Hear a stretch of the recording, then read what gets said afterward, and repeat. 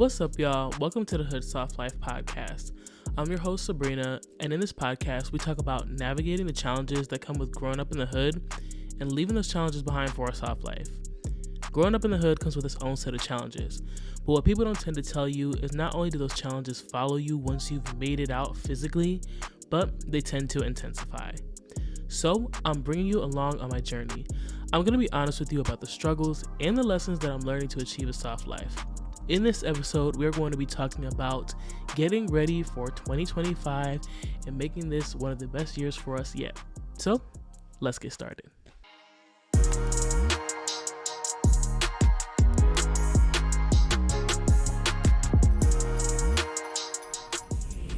Happy holidays, everybody. It is that time of the year where we have Christmas and Hanukkah and all these other holidays coming up. And I am super excited for them. I love this time of year. And we just had Thanksgiving pass. So if you celebrate Thanksgiving, I hope that you had a great holiday. And I hope that you got to spend some time with some loved ones, eat some good food, etc. If you are somebody who currently isn't having the best relationship with family and friends, I want to extend some extra love to you. The holiday season is very, very difficult when you have some strained relationships. And so if you haven't found the right circle for you yet, I promise you those people are on the way. You are still loved. You are still valued. You are still very much appreciated. And I just want to extend some extra love to you. Now let's talk about our topic for today. We are getting ready for 2025, and we want to make this a year that is worth the while, worth all the work. And so before we can do that, we need to talk about 2024. And I'm very excited for this topic today because I really want to go into 2025 and just being 25 in general, a completely different person, and I really want to start elevating myself and working on my goals. But before we can talk about 2025, we need to talk about 2024 and do our 2024 audit. So my first recommendation is going to be if you made a vision board or if you did some goals or resolutions at the beginning of the year, if you have those somewhere, go find them and pull them out. And the reason that I recommend this is because before I took an actual look at my vision board for 2024, I had already assumed I didn't even accomplish anything on my vision board. What's the point? And I was feeling just very down on myself. When I actually pulled it out and took a look at it, I didn't have Georgetown on my vision board at all. I didn't have moving out of state on my vision board. Yes, it was something that I wanted, but I definitely didn't think that I was going to achieve it in 2024. Definitely take the time to look at those because you might not even remember what you put on there, number one. And number two, there might be some things that you accomplished that you didn't even set out to accomplish. Number one, shout out to you for that. And two, just take a quick look at those. The next thing that I would also recommend that you do is think about some of the high points that you had this year and what were some points in the year where you felt like you were really in the trenches, okay? My high point for this year was definitely moving to DC, but it was also a point in time where I felt like I was in the trenches because this move was very difficult and it was very, very stressful and it pushed me way beyond my comfort zone. But I was also very happy to finally be in a new place and to experience new people and to experience something new and just get the opportunity to finally leave my hometown. So I was very excited about that. And I want you to take the time to really think about that. Think about what energy you're trying to bring into the new year, but you need to reflect on this year first. Next piece of advice is what are some things that you know for a fact you do not want to repeat next year? If you feel like you really lacked in discipline in 2024, you probably don't want to bring that energy into 2025. If you feel like you went for the wrong types of relationships in 2024, you don't want to bring that into 2025. If you feel like you chose the wrong career path, do you still want to be doing that in 2025 by the end of the year? What are some things you are trying to leave behind? And I know that sounds so corny and cliche because people talk about that all the time, but it's true. You can decide when you want to call it quits on something and when you want it to be exited from your life. You don't have to wait till the end of the year. You can decide that at any point in time. But if you want to start fresh in 2025, start thinking about that now. What are some things that you know for a fact you're not bringing with you? Who are some people that you know for a fact you're not bringing with you next year? Next thing, what are some major lessons that you learned this year? Take your good experiences, take your bad experiences. What did you learn from those experiences that you went through? take those lessons because you can go ahead and apply them next year more in depth. For example, I learned that I can do things that are really challenging. And even though there was proof of that before I moved to DC kind of solidified that because this was hard. It was very hard to be removed from everything and everyone that I know. I personally do not like change, but I know that it is necessary and I know that I'm an advocate for it. But when it comes to me, I really try to avoid it at all costs. But I still did the move. I still changed my entire life up until this point in terms of what I was familiar with. And even though it was very difficult, I had some really low points. I was very anxious, very sad. I cried a lot. It showed me that that was only temporary and that I can do the hard thing. And now I feel like I'm at a point where everything is level. I feel at peace and I can do the hard thing. And if I need to move again, if I need to move out of the state again, I can do that. So what did you learn? And number 5, do you feel satisfied with how the year went?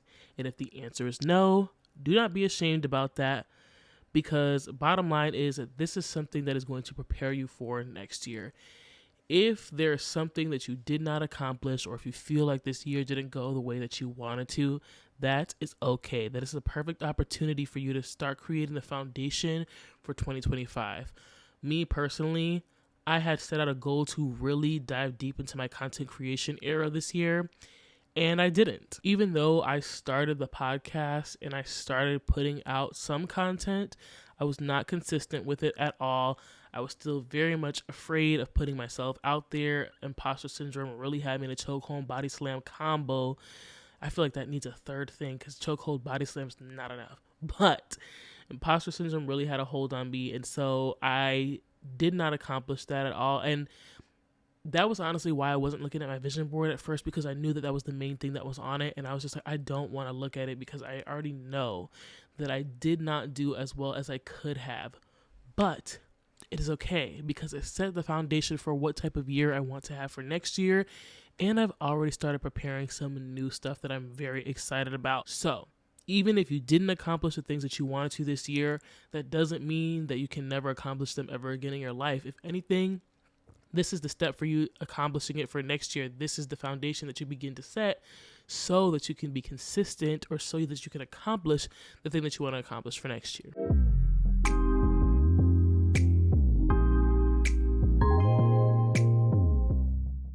All right. Now that we've done our 2024 audit and we had the chance to look at what our year has looked like, now we can go ahead and prepare for 2025. I have a lot of notes, so I would highly suggest that you get out your notes app, whatever you want to take notes on, because I have some pretty good stuff in here. I have 6 categories that I want to go over with you in terms of making 2025 a good year for you, and we're going to go through each one individually.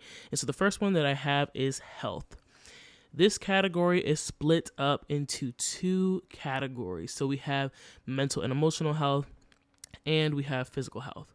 So let's go ahead and start with mental and emotional health. I know a lot of people would have assumed that I would have started with physical health, but I really want us to get out of this mentality of the fact that health has to be external first before it's internal. Your internal health is what's going to matter the most, and that's what's going to affect your external health. If you are not mentally healthy, you are not going to take care of your body. That will show it externally.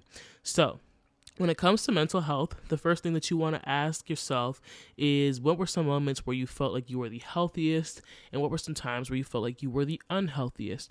You want to have an idea of what that looked like this past year so that you can set your goals for what you want for 2025. So if I know that I struggled a lot with anxiety in 2024, my goal for 2025 is going to be to work on my anxiety, to diminish that as much as possible, work on some techniques, etc. Next thing that you want to ask yourself are, what are some areas that you need to address? Think about what you want to address and what you want to accomplish when you go into 2025. And the last thing that you want to ask yourself is, what do you want to feel? Do you want to feel happy? Do you want to feel joy? Do you want to feel free? What do you want to feel like? And then set your goals around those questions first. Don't just say, oh, I want to feel happy all the time. Okay, how are you going to get there? I want that for you too, but how are you going to get there? You need to think about, When were some times where you felt the most happiest? When were some times you didn't? What caused you to feel the most happiest this year? And how can you bring that into 2025? What are some things that you are going to do to ensure that you experience happiness, that you experience joy, that you experience peace, whatever it is that you choose in terms of your mental health? And the last thing that I'm actually going to put for mental health that I didn't write down is what is going to be your strategy in terms of prioritizing your mental health? Because in American society, it's so easy to just throw that out the window. We are so embedded in hustle culture where you have to live to work. And that's not how we're doing it here. We're not living to work. We are not going to keep working until we're burnt out and our mental health is down the drain. And that's when we decide we want to fix it. No, prevention is better than a cure. So why don't you think about how you are going to prioritize your mental health for 2025 and what is your overall goal to achieve by the end of 2025. All right, let's go ahead and talk about physical health. I know a lot of people associate physical health with what you look like. And while that is true, you also want to think about what your body needs, what health concerns you may have, or if you don't have any health concerns, praise the Lord, what are you going to keep doing to ensure that you don't have any health concerns down the line? What you do today in terms of your physical health is going to affect you down the line tomorrow, 10 years from now, 20 years from now, 30 years from now, etc. So here are some things that you should think about. What goals do you have for your physical health? I'm sure you already have those in mind. And I want to urge you to not think about having a dump truck or having the biggest arms, whatever it is. Try to think about, I want to feel blank. I want to feel more energized. I want to feel like I get enough sleep. I want to feel like I'm hydrated. I want to feel blah, blah, blah, blah, blah. Think about that first instead of just what you look like, please. Do you have any body pain? Do you have any body aches? I'm 24 and my feet hurt all the time. And maybe it's because of my job. I stand all day long. I don't know what it is, but I would really love for that to stop. So think about that because that's not normal. I know a lot of people are out here making jokes and, posting memes about how their body is snack, crackle, pop in their 20 something.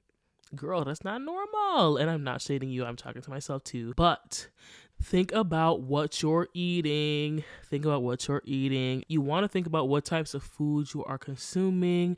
What do you want to scale back on? And what do you need more of? Is that vitamins? Is that vegetables? Is that fruit? Obviously, keep in mind if you have any allergies, dietary restrictions, etc., lifestyle decisions in terms of food. Keep those in mind and work with what works best for you and your body. But if you know you need more vegetables in your diet, you don't have any dietary restrictions when it comes to vegetables, it's time to start implementing those, boo. I'm telling you. And again, I am not just talking to you. We are doing this together, y'all. I am not perfect. I don't come up on this camera and pretend like I am perfect ever. We're doing this together, and me scripting this out and getting ready for this episode is what has helped me think about what I want my 2025 to look like, and I cannot wait to make my vision board. I'm very excited about that.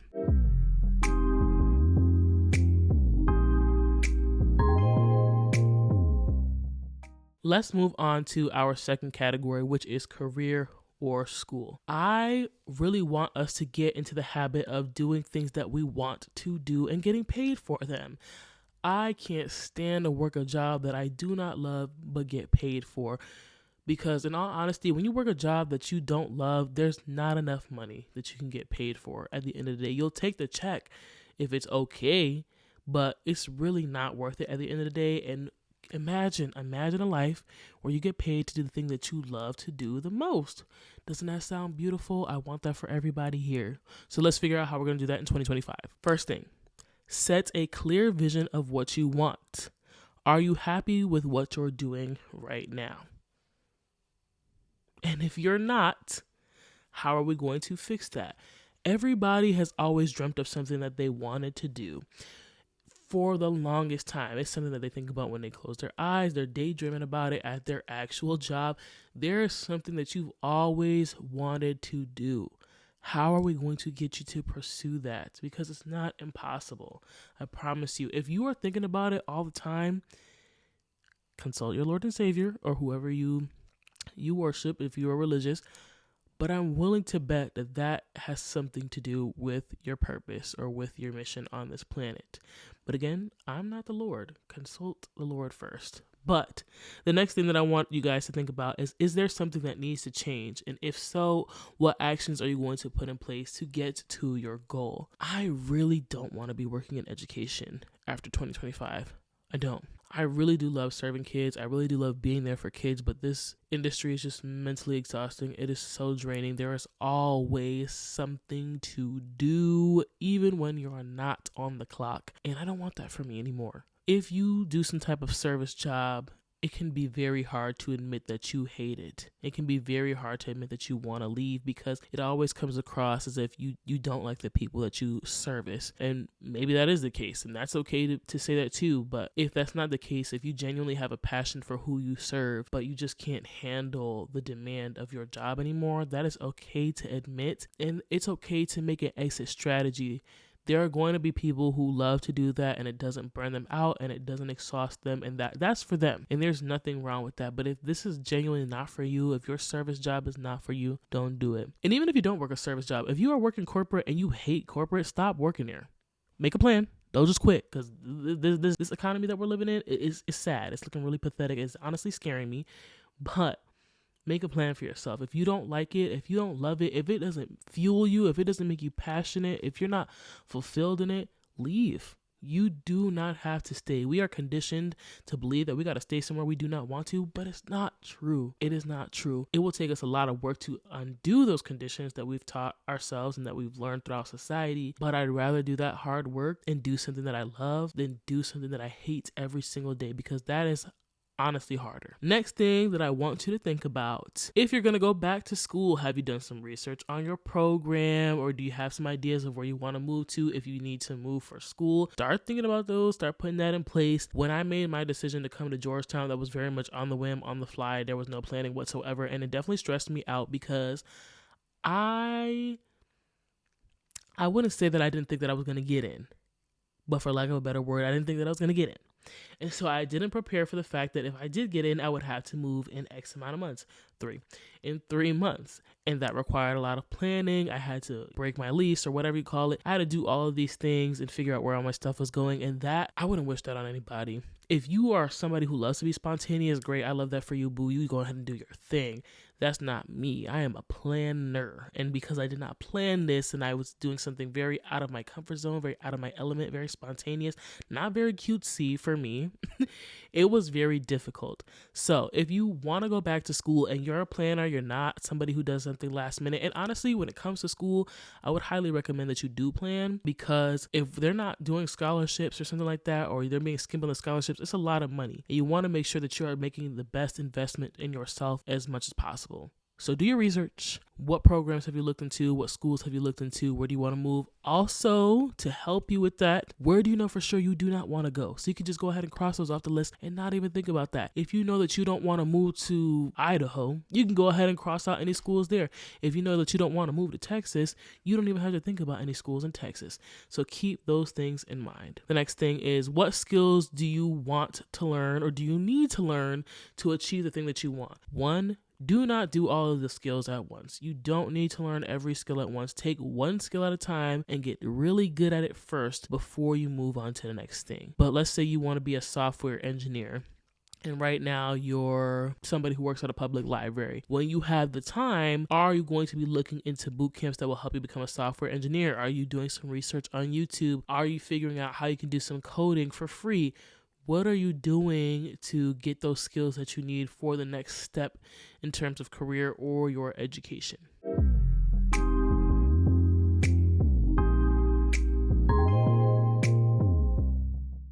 All right, let's go ahead and move on to category number 3, which is my personal favorite right now: finances. Let's go ahead and talk about it, because listen, money talks, money is real. Money is a real thing, especially in this economy. If you want to get anywhere in this life, you're going to need at least a little bit of change. So let's go ahead and talk about finances.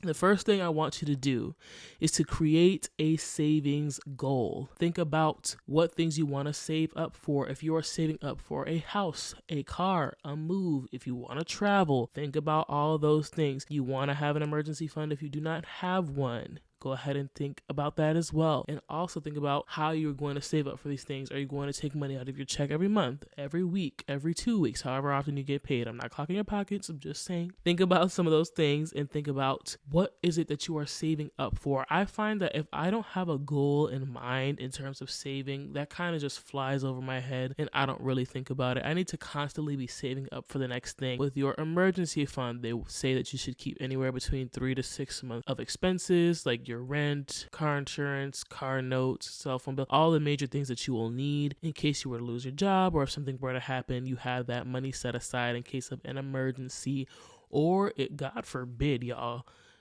pop a tire. God forbid you pop a tire. You have some money for that set aside. So think about what you're going to save up for. I am not in any way, shape, or form a finance expert. So my word is not bond.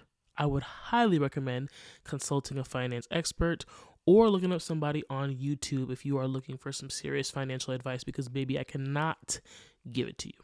But what I can do is give you some other ideas for finance goals. So let's talk about that. Next thing is, do you have any debts that you need to pay off? Think about those and get those in line, because you don't want that weighing over your shoulder. I am somebody who has made some poor money choices and has had to deal with debt before, and it will literally ruin your life depending on how much debt you have. So if you have any debts, go ahead and start straightening those out, because you don't want to have that weight on your shoulders, and because it'll help boost your credit score. And who doesn't love that? Especially because if you're looking to get an apartment or buy a house or buy a car, whatever, you need that credit to be right. And so let's go ahead and get that up for this year. And the last thing I have on here is it time to start looking into investments? Again, I am not a financial advisor. I am not an expert in anything money related, but I have started to gain some knowledge for myself because I do want to break this generational pattern of not being good with money or being anxious about money. And so it might be time for you to start researching investments. And please be skeptical about everything that you see, because nowadays people are really just trying to get their money. They're trying to come up on a bag as any way that they can. And so be skeptical about everything you see and consult an expert if you can. Oftentimes, if you have a bank card or if you have a bank, go to the bank and talk to them and see what they suggest. I have TD Bank, and my financial advisor at TD Bank is a really nice guy. Really appreciate him, and he breaks things down for me very simply. See if your bank has somebody who is like my boy Jeff, who can help you out. Also, with investments, start looking into high yield savings accounts.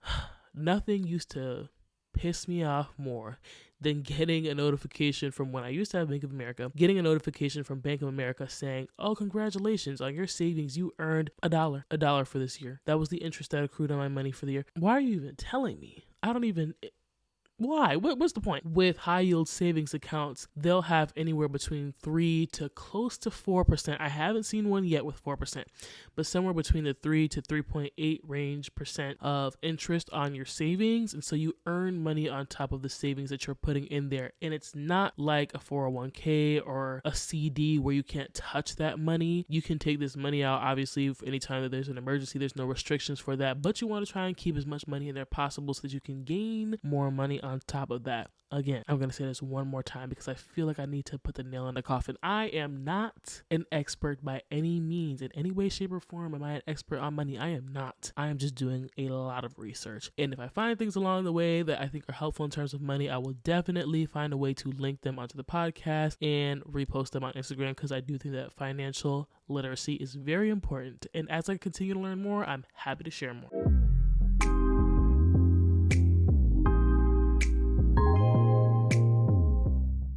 Fourth category, let's go ahead and talk about relationships.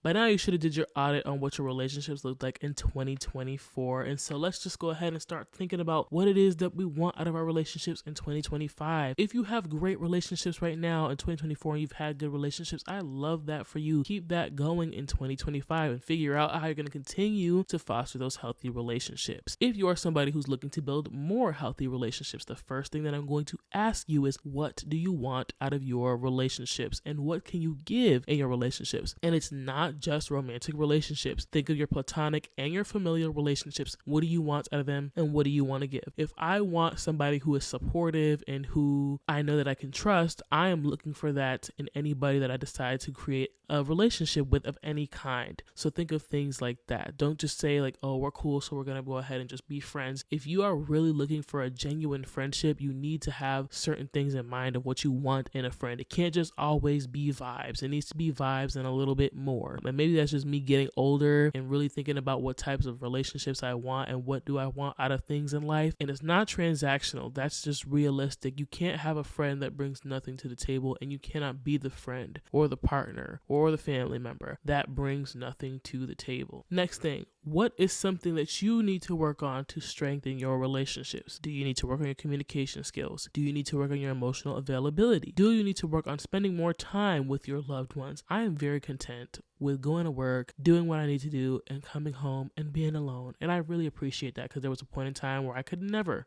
ever be left alone for too long. And I love that. But I do understand that in order to keep these relationships healthy and to foster these relationships, I need to pour into them. I cannot be somebody who just waits for my friends to call me on the time and I never call them, I never check in on them, etc. So what is something that you need to work on to foster your relationships or to gain new healthy relationships? If you are going to start dating, first of all, I commend you, because you are brave, and it is scary out here. But if you're gonna start dating, same thing. What do you want out of a romantic relationship? What are your non-negotiables? What are things that you can provide in a romantic relationship? What are some things that you know you need to stay away from? I would highly recommend staying away from these dating apps, because it is really getting scary out here. I don't know if y'all been hearing about that murder story going around on TikTok, but it's scaring me.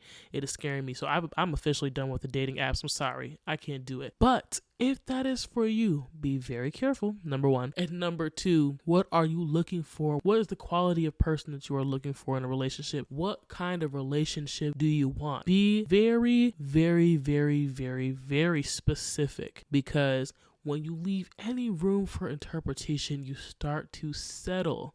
If you say, and please don't just say the physical things that you want out of a partner. Don't just say that you want, like, let's say for me, for example, don't just say that you want your man to be 6'5" and have a low cut fade, whatever. Don't just say that type of stuff. Like, that's cool, but it's just like, what are your non-negotiables first? What type of person do you want? And start getting used to the idea that the person that you are looking for may not look like how you thought they would look, but if they are everything that you're asking for in terms of character and in terms of personality, let go of what you thought they were going to look like, because you're going to block a blessing that way, in all honesty. And that is something that I need to work on, because I might be blocking a blessing myself. Think of those things in terms of a relationship. And also, please keep in mind that a toxic relationship is not cute. It's not cute. I don't know what is good with social media right now, but they keep promoting that toxicity and thinking that that's adorable and that that's the wave, or having a roster and having tricks is the wave. It's not. Those people who have those things are lonely, and I'm not saying that to be disrespectful to them, but that's not the wave. If you genuinely want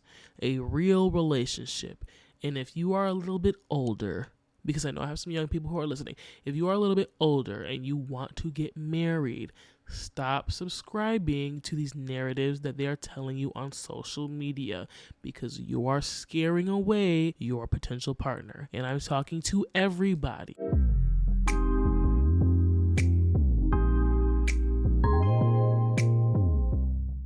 Let's go ahead and talk about fun. This is category number 5.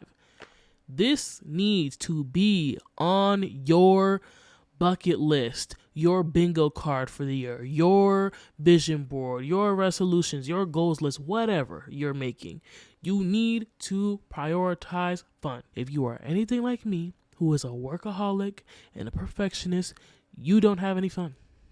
I'm willing to bet my salary on it. You don't have any fun. You need to have some fun in 2025 and do what is fun for you. Again, do not subscribe to the narratives that social media tells you if you need to be drinking and smoking and doing X, Y, and Z and going to the club. If that is not your thing, do not try to force it. What is fun for you? Find a way to fit into your schedule. I don't care if it's once a week. that is once a week. Also, with that, find you a hobby. Please find you a hobby. Stop doing things that are just for reward. Do things that genuinely just make you happy and they're fun to do and there's cool people around and you have a great time. You leave with a smile on your face. Whatever it is. I don't care if it's collecting stamps. I don't care if it's a boxing class. I don't care if it's playing cricket or shuffleboard, whatever. Have some fun, because we get so caught up in this mindset of like, oh, our 2025 needs to be perfect and I need to go to the gym, I need to eat right, and I need to do this, that, and the third, I need to grow my business, and everybody is so overwhelmed with pushing themselves and working so hard that they forget that you need to also live this life. You need to live this life, okay? I work to live. I do not live to work, okay? And so I need to also have me a good time in the way that I see fit. So find that for you. Second thing for this category is prioritize experiences both solo and in a group.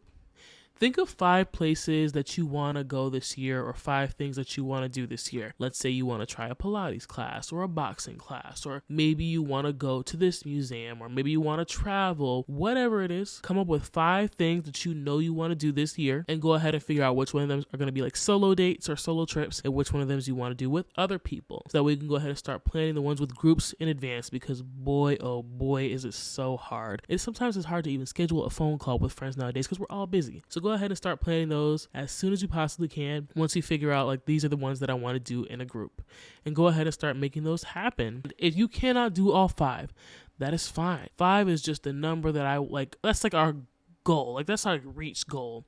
But if you hit 2 or 3, I'm happy for you, because 2 or 3 is better than 0.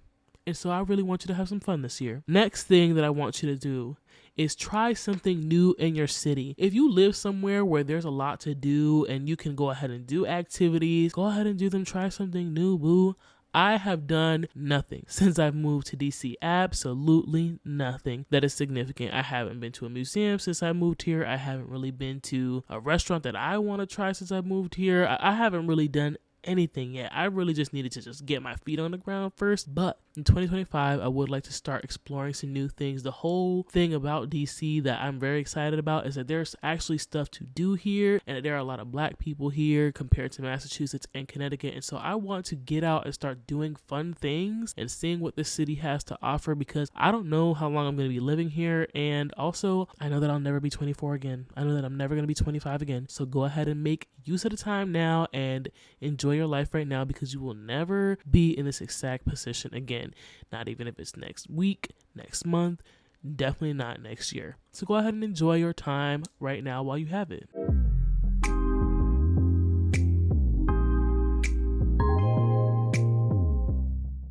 All right, and the last but certainly not the least category is your spiritual life. Since I moved to DC, I have been grounded in my faith, and I have been grounded in my spiritual life in terms of Christianity and building that more. And it has really helped me. I definitely felt like I was at rock bottom when I moved here, and I was struggling a lot, and my faith and my spiritual life was definitely the thing that helped me get out of that. If you are somebody who is religious or who has a faith in something, I would highly recommend that you put this on your list for this year. It can definitely be something that flies over our head, because again, we just get so used to working and just pushing ourselves and grinding all the time. But in addition to like our mental and physical health, we also need to prioritize our spiritual health. And so the first thing I want you to do is think about what is something that you want to work on this year when it comes to your spiritual health. If you feel like you're not praying enough, is it something that you want to work on? If you're not spending enough time with God, if you are avoiding church, do you want to work on getting rid of your secular music or decreasing your secular music intake? What are some things that you want to work on in terms of your faith?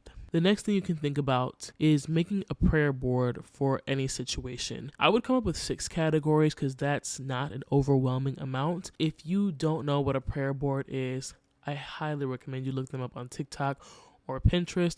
I love looking at them. I've never made one, so this will be the first year that I actually make one. And essentially what you do, it's not necessarily like a vision board, but you'll take like a poster board and you'll take like these small envelopes and you'll go ahead and put your categories. So finances could be one. Another one could be for when you need strength, relationships, and let's just say the last one is health. I'm just going to do 4 for this example. You'll have those categories, and what you'll do is you'll spend time looking up scripture for these specific scenarios, and you will write down some verses or you'll write down some stories and you will put them in there. And when you need some extra prayer for health, you will reach into the health envelope and you will read the scripture. And if you really want to dive deeper, you'll go back into your text, you will read that, and you will dig in a little bit deeper into that, and that will give you the strength that you need or the prayer that you need for whatever situation that you're going in. It doesn't have to just be scripture that's in the envelope. It can be prayers. I love looking on Pinterest for prayers as well. If you are a Christian, I use the Haven app. I really do like that. It is a paid app. It is something that you have to pay for weekly, but it is so worth it for me as somebody who is getting into my faith and getting into reading the Bible more. It is a ginormous book. Well, ginormous was exaggerating, but you know what I mean. It's a thick book, and it can be overwhelming for somebody who is just getting into reading the Bible, and reading it from start to finish right now is not my goal. I just don't think that I can do that. So whenever I feel like I'm going through something specific and I need help with that, I need some prayer for that, or I need a scripture that I can draw from, I will go into my Haven app and I will type in, I am dealing with feeling like I'm not fulfilling my purpose with God. What advice can you give me, or what scriptures can you give me for me to read up on this? And the Haven app will literally talk to me like a person. Think of it as like ChatGPT meets faith-based platform, and that's pretty much what it is.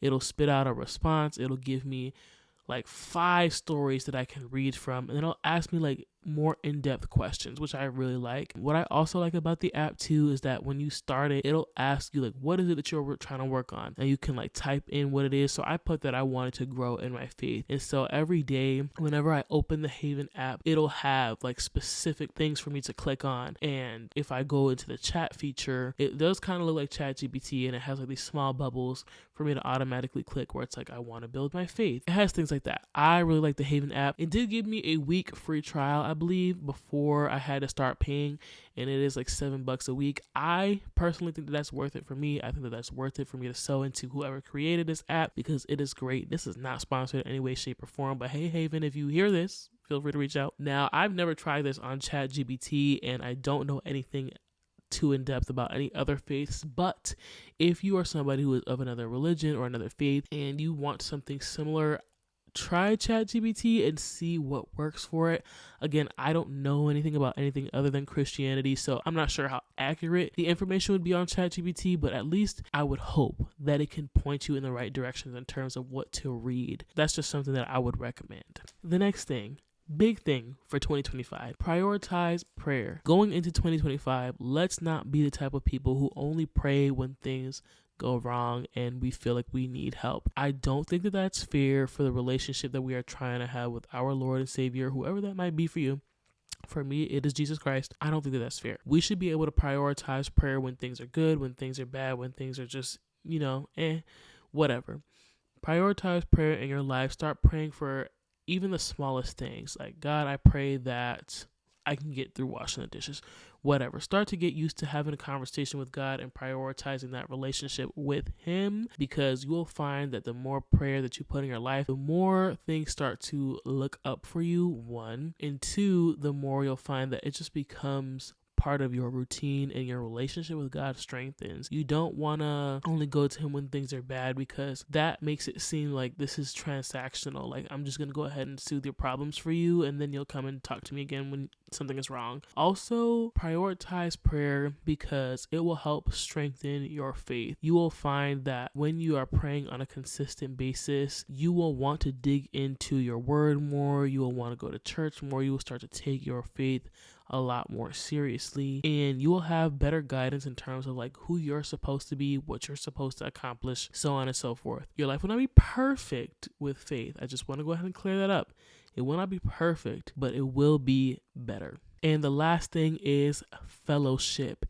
If you do not have a church or a place of worship that is in alignment with your faith. Find one. If you don't go to Bible study, start going. If you don't have any friends that are in the same faith as you, that are trying to be as grounded in their faith like you are, find those people. Surround yourself with people who are like-minded in terms of your faith, because that will also help you grow spiritually. You don't want to be surrounded by people who don't align with your faith values, because you will find that that will affect your faith values as well, and you don't want that. Think about ways that you can get involved with your church as well. Every church has something going on, whether it's the choir or like my church has like a women's fellowship, and they have Bible study, and they have all of these cool things. Find ways that align with you in which you can get involved with your church and with fellowship, because I used to think that watching a sermon from home that's all I needed to do. I don't really need to do anything else.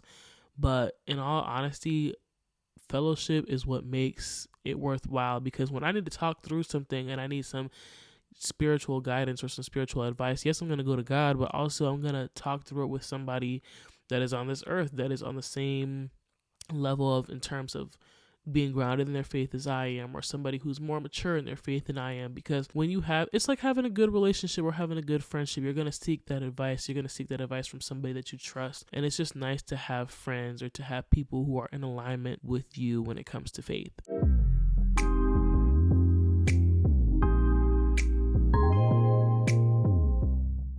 Here's one thing that I want you to keep in mind as you get ready for 2025. Everybody feels like they need to go for the kill. They need to do the extreme. They need to accomplish all of these things at one time. And that's how people get burnt out and they're done with their goals by February and March. I don't want that to be you. I do not want that to be me. And so what I'm going to tell you is that you need to take your time. I have 3 tips for you in terms of how you can stay consistent and how you don't have to burn out for your 2025 goals. And the first one is to create a plan for yourself. What is one action item that you can do every week that is going to help you with your big goal? So if my big goal is that I want to save $10,000 by 2025, what is the small actionable goal that I can achieve every 2 weeks when I get paid to get to my $10,000 goal for the end of the year? And you want to do that with all of your categories. You have this big goal that you want to achieve by the end of the year.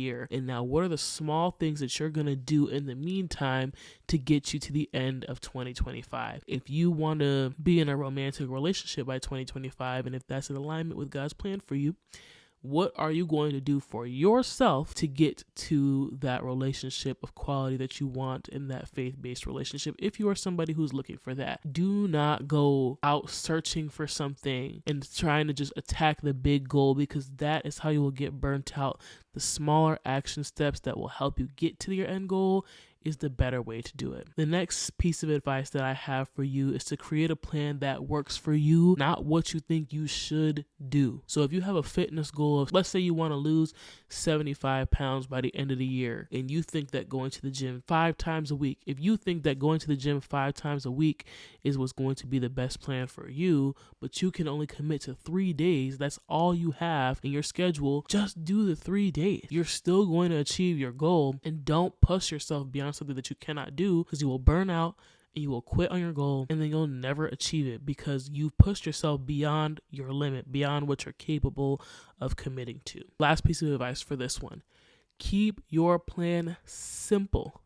Keep it simple, keep it concise, keep it clear, and keep it tailored to your schedule. Again, please do not go into 2025 feeling like you need to attack everything from all angles all at once. You do not have to do that, and do not commit to more than you are capable of. If you cannot commit to 5 days a week of posting content, but you can commit to 3, do the 3. If you can't commit to going to the gym 5 times a week, but you can commit to 3, do the 3. Because I promise you, if you can commit to the 3, you're going to give your all for the 3 days, as opposed to giving half-assed for the 5 days that you think that you should do, because that'll get you to your goal faster. We don't want to get to our goal fast. We want to get to the goal with high quality, for lack of a better word. We want to achieve our goal in high quality standards, and we want to achieve it well. We don't want to just achieve it quickly, because then what? What if you achieved it quickly, but it wasn't the best that it could be? Then what's the point? Next tip that I have for you is to establish accountability. You should be the person that's holding yourself accountable for your goals. But if you need more accountability, Figure out who your accountability partner is going to be. If that's a friend, if that's a family member, a partner, whatever, figure out who that's going to be. But I also challenge you to build the skill of holding yourself accountable. Please don't just say, oh, well, I know that I'm not going to hold myself accountable. I struggle with that. So let me just go ahead and ask so-and-so. You need to build that accountability muscle too. Because at the end of the day, it's your goal, it's your life, and nobody cares about it more than you do. Next thing.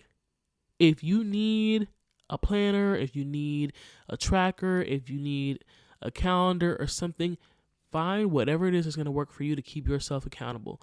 That is going to be the thing that helps you. It's not just always going to be people, because sometimes people can't stay committed to the thing that they said that they could, or life happens and they can't be your accountability partner right now. What are you going to do when they cannot commit to that anymore? You need to have other tools and other resources to be able to help you to hold yourself accountable.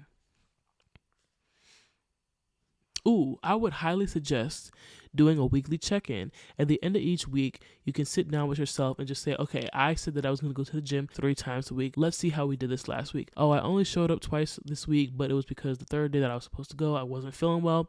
Okay, whatever. The third day that I didn't go, I just didn't feel like going. Okay, I understand that we didn't feel like going, but what are we going to do next week so that when I don't feel like it, I can still push myself to get there, because I made a commitment to myself that I could do 3 days a week, and I got in my own way this week. So what can I do? The last piece of advice that I have for you is to be flexible. Life happens, shit hits the fan, things get difficult, and it's going to get tricky, and you might not always be able to stay on track with your goals. You might need to take a break. Maybe you have something health related, God forbid, or maybe you have something exciting going, like you're getting married or you're gonna have a kid, whatever. Those things may take precedent over your goals, and that is okay. You can take a break from them. There's nothing wrong with taking a break from them. Please remind yourself that is still your goal for the year. Do not let it fall off because you got married or because you had a kid. Give yourself the grace, give yourself the time that you need to celebrate those things or to take care of yourself if something has happened. And then when you're ready, bring yourself back, and bring yourself back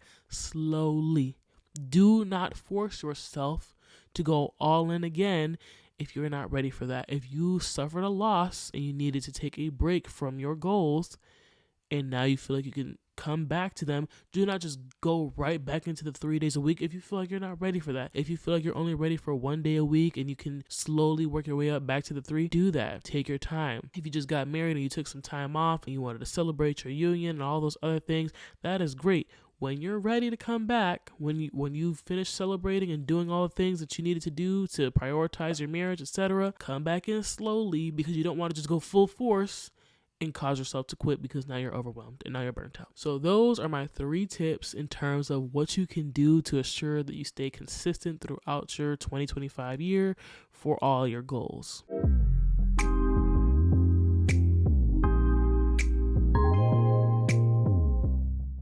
All right, we have reached the point of the episode where we've reached the affirmation for the week. And the affirmation for this week is short and sweet, but it is: 2025 is going to be an amazing year.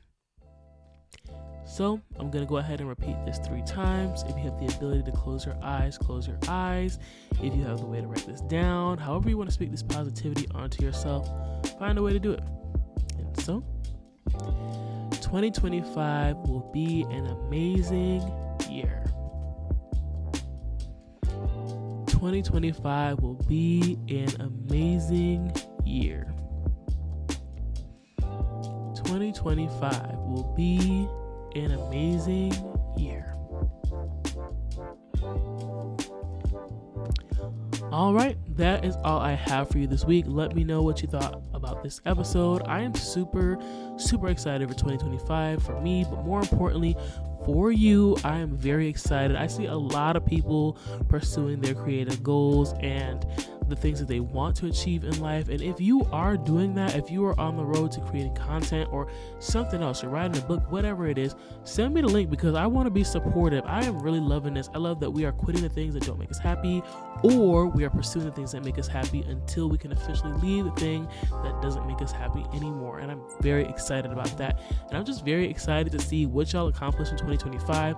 I'm very excited to see what 2025 looks like for the HSL podcast. I do have an important announcement coming up, but I'm gonna save that because I'm just not ready to share yet. But keep a lookout for that. But that's all I have for you this week. Until then, I'll talk to you next time. Bye.